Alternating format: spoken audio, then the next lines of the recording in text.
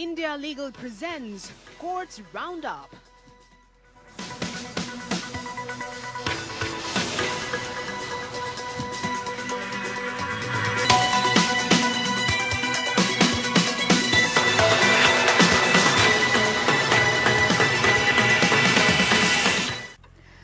नमस्कार, courts roundup में आप सभी का बहुत स्वागत है। मैं हूं आपके साथ वक्ता दुबे। इस बुलेटिन में अगले आधे घंटे हम आपको कोर्ट से जुड़ी तमाम छोटी बड़ी खबरों से रूबरू करवाएंगे। कोर्ट की कार्यवाही और सुप्रीम कोर्ट से लेकर हाई कोर्ट और लोअर कोर्ट्स तक के फैसलों को आपके सामने रखेंगे। तो चलिए शुरू करते हैं कोर्ट्स राउंडअप।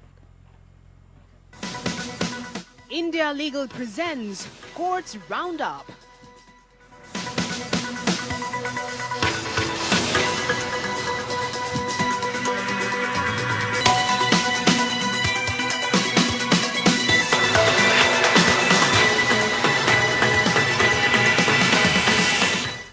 सुप्रीम कोर्ट ने दिल्ली शराब नीति मामले में दिल्ली के मुख्यमंत्री अरविंद केजरीवाल को 1 जून तक अंतरिम जमानत दे दी है और इस दौरान चुनाव प्रचार पर रोक नहीं रहेगी। 2 जून को केजरीवाल को सरेंडर करना होगा। कोर्ट ने कहा कि शराब नीति मामले में अगस्त 2022 में दर्ज किया गया और केजरीवाल का लगभग 1.5 साल बाद 2024 में गिरफ्तार किया गया। केजरीवाल को प्रवर्तन निदेशालय ने 21 मार्च को गिरफ्तार किया था और तब से वो हिरासत में हैं। इससे पहले गुरुवार को ईडी ने कथित आबकारी नीति घोटाले से जुड़े धन शोधन मामले में केजरीवाल की अंतरिम जमानत के मुद्दे पर हलफनामे के जरिए सुप्रीम कोर्ट में विरोध दर्ज कराया और कहा था कि चुनाव में प्रचार करने का अधिकार न तो मौलिक अधिकार है और न ही संवैधानिक।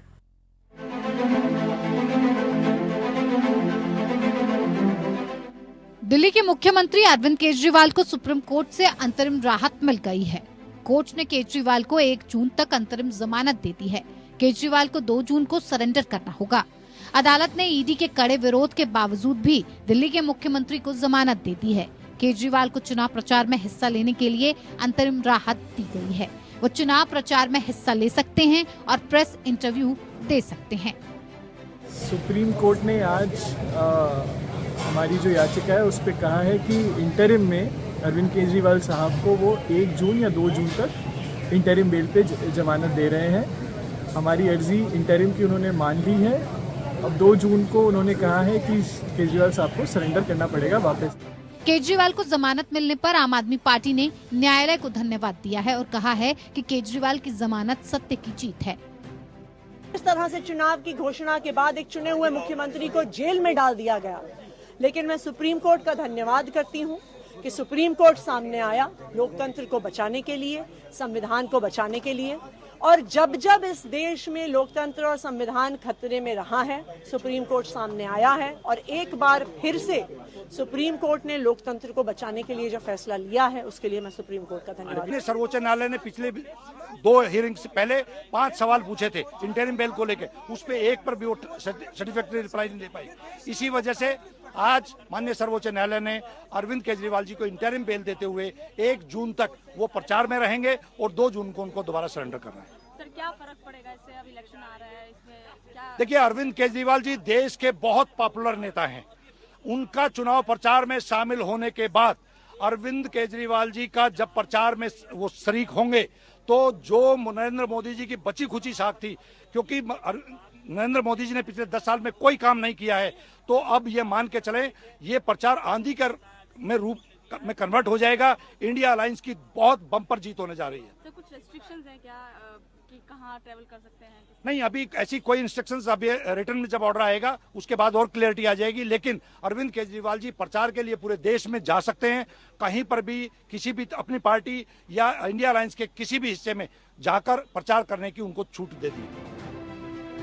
सुप्रीम कोर्ट ने अरविंद केजरीवाल को 50,000 के निजी मुचलके पर जमानत देते हुए कहा कि वो मुख्यमंत्री दफ्तर नहीं जाएंगे और दिल्ली सचिवालय भी नहीं जाएंगे। अगर बहुत जरूरी हुआ तो बिना उपराज्यपाल की अनुमति के किसी फाइल पर साइन नहीं करेंगे।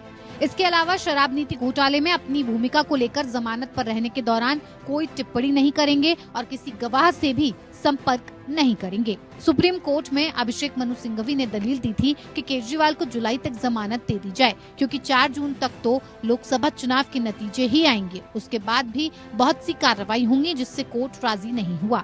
अदालत ने ईडी के विरोध पर कहा कि 1.5 साल तक अरविंद केजरीवाल को गिरफ्तार नहीं किया गया तो 21 दिनों में कुछ नहीं होगा। ईडी की तरफ से खालिस्तानी अमृतपाल का भी नाम लिया गया और कहा कि वो भी जेल से चुनाव लड़ना चाहता है। एसजी ने कहा कि चुनाव के आधार पर केजरीवाल को जमानत देने से व्यापक प्रभाव पड़ेगा।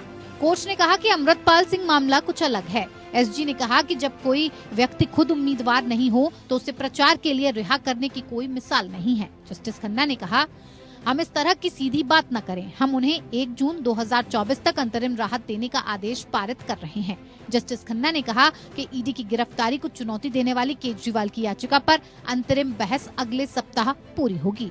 कोर्ट ने ईडी के सारे तर्कों को खारिज करते हुए कहा कि ईडी के पास 1.5 साल का वक्त था। अगर 2022 में एफआईआर दर्ज हुई थी तो केजरीवाल को चुनाव से पहले या बाद में भी गिरफ्तार किया जा सकता था। सॉलिसिटर जनरल ने विरोध करते हुए कहा कि जमानत के लिए शर्त कड़ी लगाई जाए। साथ ही ये भी कहा कि शर्त ये भी लगाई जाए कि केजरीवाल केस से जुड़े मामले पर कोई बात नहीं करें। फिलहाल कोर्ट ने दिल्ली की नई शराब नीति के कथित घोटाले के मामले में अंतरिम जमानत देते हुए 2 जून को सरेंडर करने का आदेश दिया। सुप्रीम कोर्ट दिल्ली उत्पाद शुल्क नीति मामले में ईडी द्वारा केजरीवाल की गिरफ्तारी और रिमांड को चुनौती देने वाली उनकी याचिका पर सुनवाई कर रहा था। दिल्ली उच्च न्यायालय ने पहले उनकी याचिका खारिज कर दी थी और जिसके बाद शीर्ष अदालत के समक्ष वर्तमान अपील की गई थी। Bureau report, APN।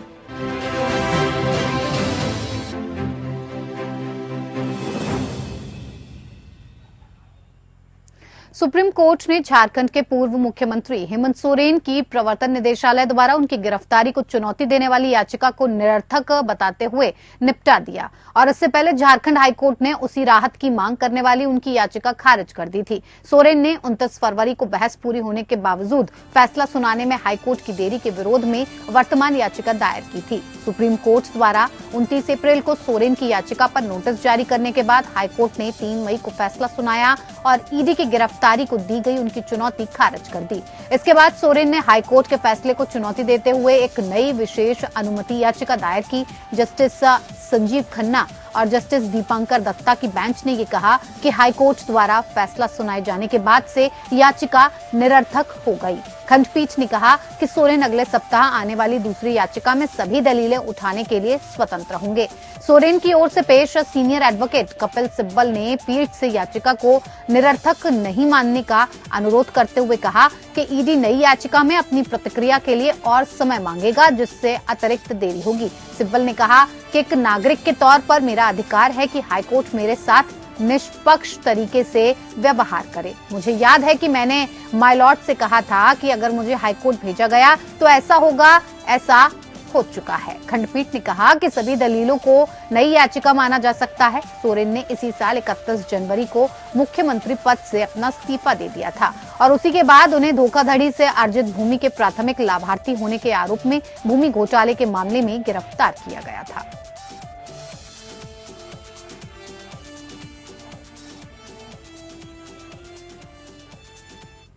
Supreme court ने कहा कि जेलों में भीड़ भाड़ का एक समाधान खुली हवा वाली जेलों, शिविरों की स्थापना करना हो सकता है और ये कैदियों के पुनर्वास के मुद्दे का भी समाधान करेगा। जस्टिस BR गवई और जस्टिस संदीप मेहता की पीठ इस संबंध में सुहास चकमा की 2020 की जनहित याचिका पर सुनवाई कर रही थी। जस्टिस मेहता ने टिप्पणी की, कैदी ऐसे खुले समुदाय में जाते हैं, वो अपनी आजीविका कमाते हैं और फिर शाम को वापस आते हैं। ये देखते हुए कि ऐसी प्रणाली राजस्थान में कुशलता पूर्वक काम कर रही है। पीठ ने टिप्पणी की कि हम इसे इस तरह विस्तारित करने की योजना बना रहे हैं कि खुली हवा वाली जेलों की प्रणाली को पूरे देश में अपनाया जाए। पीठ ने सीनियर एडवोकेट विजय हंसारिया, जिन्हें पिछली सुनवाई में मामले में एमिकस क्यूरी नियुक्त किया गया था, एडवोकेट रश्मि नंद कुमार, जो कि राष्ट्रीय कानूनी सेवा प्राधिकरण के वकील हैं, उनसे अदालत की सहायता करने का अनुरोध किया गया। सुनवाई के दौरान ई जेल मॉड्यूल पर चर्चा हुई। विजय हंसारिया ने ये बताया कि दोषियों को सूचित नहीं किया जाता है कि उन्हें कानूनी सेवा प्राधिकरण के माध्यम से अपीलीय अदालत से संपर्क करने का अधिकार है। इस पर जस्टिस मेहता ने टिप्पणी की, ई मॉड्यूल इसी बारे में है। ई मॉड्यूल हर चीज का ख्याल रखता है। मुझे राजस्थान में इस मॉड्यूल के विकास की देखरेख करने का अवसर मिला, जिसमें ये सभी पैरामीटर शामिल थे। हंसारिया ने जोर देकर कहा कि ई मॉड्यूल में कानूनी सहायता शामिल नहीं। जस्टिस मेहता ने जवाब दिया, ऐसा होता है, एकमात्र मुद्दा ये है कि एनआईसी नालसा को पहुंच नहीं दे रहा है। जस्टिस मेहता ने कहा, राजस्थान प्रणाली में हमारे पास हर पैरामीटर था। अगर आप राजस्थान की व्यवस्था को देखने की कोशिश करें तो दोषी जब जेल में दाखिल होता था तो ये देखा जाता था कि क्या उसका कोई आपराधिक इतिहास है, क्या सजा के खिलाफ अपील दायर की गई है, क्या उसे कानूनी सहायता दी गई है। ये सभी मानदंड हैं।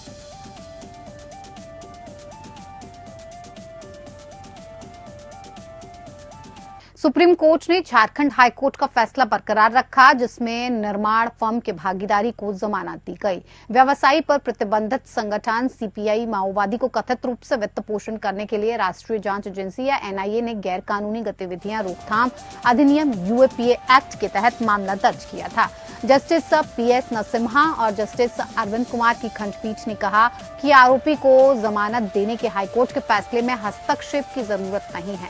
हालांकि अभियोजन पक्ष को ये छूट दी गई कि अगर आरोपी द्वारा जमानत शर्तों का दुरुपयोग किया जाता है तो वो उसकी जमानत रद्द करने की मांग कर सकता है। पिछले साल एनआईए ने यूएपीए एक्ट के तहत फर्म और उसके विभिन्न भागीदारों से संबंधित 152 बैंक अकाउंट्स की विशेष सावधि जमा रसीदें और 20 करोड़ रुपए से अधिक की म्यूचुअल फंड खाते को जब्त कर लिया है। एनआईए द्वारा ये आरोप लगाया गया कि अपीलकर्ता मृत्युंजय कुमार सिंह उर्फ सोनू सिंह की शीर्ष सीपीआई माओवादी कैडरों के साथ घनिष्ठ सांठगांठ है और उसने माओवादी गतिविधियों को आगे बढ़ाने के लिए सीपीआई माओवादी को नकदी मुहैया कराई।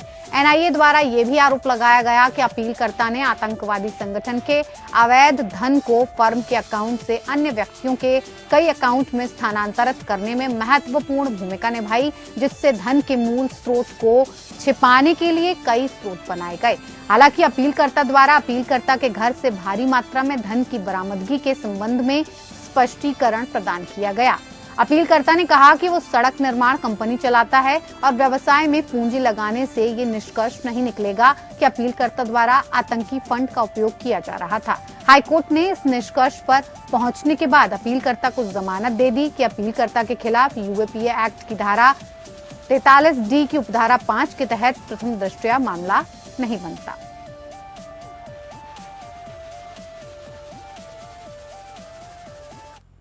सुप्रीम कोर्ट ने केंद्र सरकार से कहा है कि जीएसटी अधिनियम के तहत कोई भी गिरफ्तारी महज संदेह पर नहीं होनी चाहिए, बल्कि ये ठोस साक्ष्य के आधार पर की जाए और उपयुक्त प्रक्रिया का पालन किया जाए। Justice Sanjiv Khanna, justice MM Sundresh और जस्टिस बेला एम त्रिवेदी की पीठ ने ये कहा कि जिन तथ्यों के आधार पर गिरफ्तारी की गई है उन्हें एक मजिस्ट्रेट द्वारा सत्यापित किया जाना चाहिए। केंद्र की ओर से न्यायालय में पेश हुए अतिरिक्त सॉलिसिटर जनरल एसवी राजू से पीठ ने कहा कि इस अधिनियम के तहत गिरफ्तारी केवल संदेह के आधार पर नहीं की जा सकती, बल्कि उपयुक्त जांच पड़ताल और कानून के तहत निर्धारित प्रक्रिया के पालन के बाद की जा सकती है। ये गिरफ्तारी ऐसे साक्ष्य पर आधारित होनी चाहिए जो मजिस्ट्रेट द्वारा सत्यापित और आयुक्त द्वारा प्रमाणित किए जाने योग्य हो। एएसजी ने जवाब दिया कि हाँ, कोई भी गिरफ्तारी उपयुक्त तथ्यों के आधार पर हुई। हम बिना ठोस साक्ष्य के किसी को गिरफ्तार नहीं करते। सुप्रीम कोर्ट 281 याचिकाओं पर सुनवाई कर रही है, जिनमें दंडात्मक प्रावधानों के दुरुपयोग के आरोप के बीच सीमा शुल्क अधिनियम, जीएसटी अधिनियम और धन शोधन निवारण अधिनियम के विभिन्न प्रावधानों को चुनौती दी गई है। सुनवाई 14 मई को जारी रहेगी, जब राजू जीएसटी प्रावधानों पर दलील पेश करेंगे।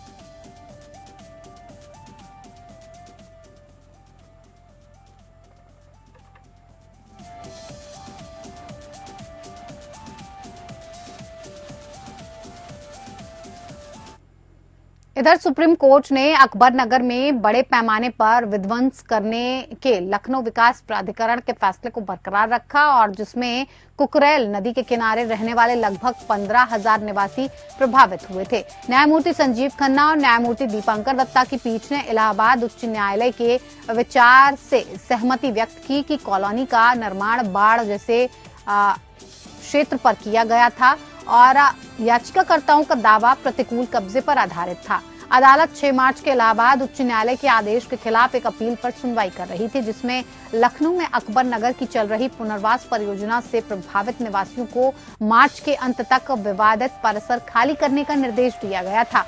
उच्च न्यायालय की एक खंडपीठ ने ये कहा था कि निवासी सरकारी भूमि पर अनाधिकृत कब्जेदार थे, जो अधिक से अधिक रहने के लिए वैकल्पिक जगह के लिए दबाव डाल सकते थे। सुप्रीम कोर्ट में सुनवाई के दौरान जस्टिस खन्ना ने यह कहा कि प्रभावित निवासियों को अतिक्रमणकारियों की तरह ही वैकल्पिक आवास मिल रहा है। हालांकि याचिकाकर्ताओं के वकील ने बताया कि वैकल्पिक आवास अकबर नगर से बहुत दूर था और उसके बाद वकील ने रेखांकित किया कि राज्य निवासियों से कर वसूला जा रहा था। हालांकि न्यायमूर्ति खन्ना ने इस बात पर जोर दिया कि कर प्रदान की गई सेवाओं के लिए थे और इसका मतलब याचिकाकर्ताओं द्वारा भूमि का स्वामित्व नहीं था। वकील एमआर शमशाद ने तब अदालत का ध्यान इस ओर दिलाया कि एक रिपोर्ट में कहा गया है कि कोकरेल नदी एक नदी नहीं बल्कि एक नाला थी और आसपास की भूमि को बाढ़ क्षेत्र के रूप में वर्गीकृत किए जाने पर विवाद हुआ।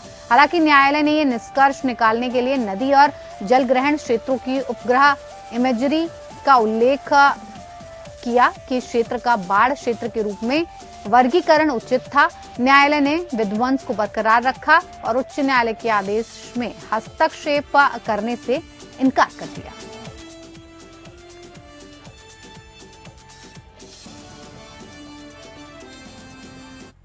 सुप्रीम कोर्ट ने तमिलनाडु के मंत्री उदयनिधि स्टालिन द्वारा सनातन धर्म पर उनकी विवादास्पद टिप्पणियों के लिए दर्ज आपराधिक मामलों को एक साथ जोड़ने की मांग वाली याचिका पर कई राज्य सरकारों और शिकायतकर्ताओं को नोटिस जारी किया। न्यायमूर्ति संजीव खन्ना और न्यायमूर्ति दीपांकर दत्ता की पीठ ने संविधान के अनुच्छेद 32 के तहत स्टालिन द्वारा दायर याचिका में संशोधन की अनुमति दी। पिछली सुनवाई में न्यायालय ने अनुच्छेद 32 के तहत याचिका दायर करने पर आपत्ति जताई थी। स्टालिन वर्तमान में अपनी टिप्पणी को लेकर विभिन्न राज्यों में मामलों का सामना कर रहे हैं, जैसे डेंगू, मच्छर, मलेरिया या कोरोना वायरस को खत्म करने की जरूरत है, वैसे ही हमें सनातन को खत्म करना होगा। उन्होंने ये टिप्पणी सितंबर 2023 में चेन्नई में Tamil Nadu progressive writers artist association द्वारा आयोजित एक सम्मेलन के दौरान की थी।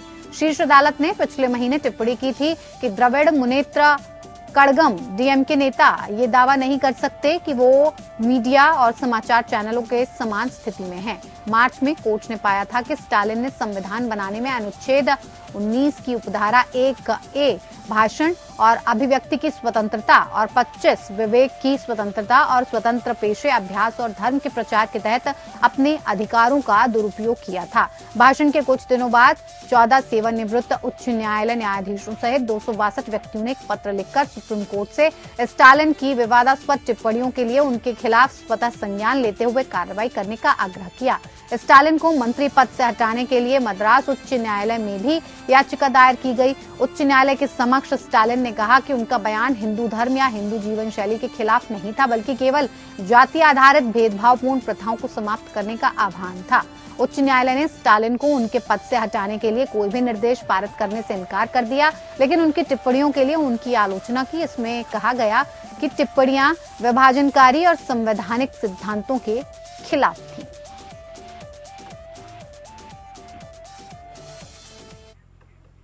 तो चलिए कोर्ट्स राउंड अप में इतना ही। नमस्कार। India Legal presents Courts Roundup.